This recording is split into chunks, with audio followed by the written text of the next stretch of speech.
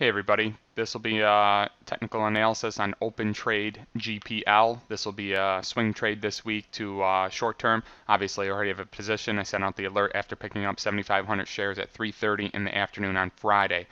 This is a silver stock, obviously. I detailed my thoughts in the blog post, so check it out on the watch list.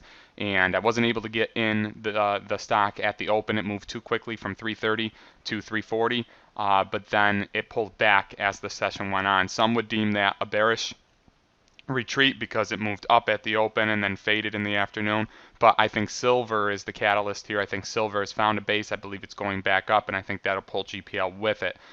So what we're looking at is 2 of the last 3 days have been bullish. I believe this is a consolidation phase in through here after its previous move. We had a bearish day here, but then the stock shoots back up all the way to the 390 range, continuation the next day, and then it pulls back 3 days in a row. So it's starting to consolidate in through here, shaking out the sellers.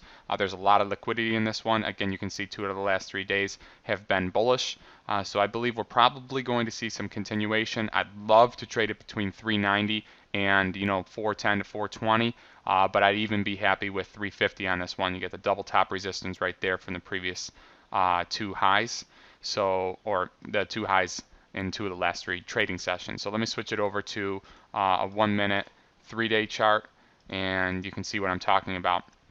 Here's the price action on Friday. It moves very quick. Wasn't able to get in the trade. A lot like OXGN. I wanted OXGN on Thursday. I tried to pick up shares at 2:30. It ran to 2:35. I figured I would have an opportunity to get in it on Friday morning. Obviously, I miscalculated. The stock ran 50%.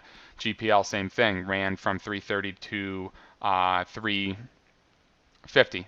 Early on. So you can see 1 minute, 2 minute, 3 minute, gets very active in through here, pulls back, so it makes some resistance in around 340, pulls back, and then charges right up to 351. All right, so this is the price action that I look for. When it pulls back to support, same as KIWB, that's when I pick up my shares. I miss it, but I'm not going to chase. I'll wait. Sometimes it never comes back, i.e.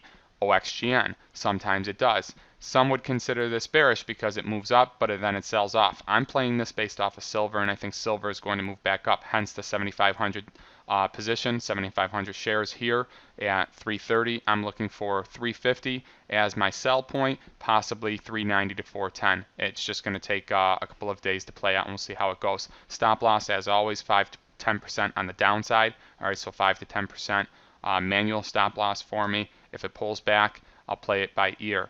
Good support here at the 315 range recently, so it could be a double down opportunity too. That should not stop me out right there.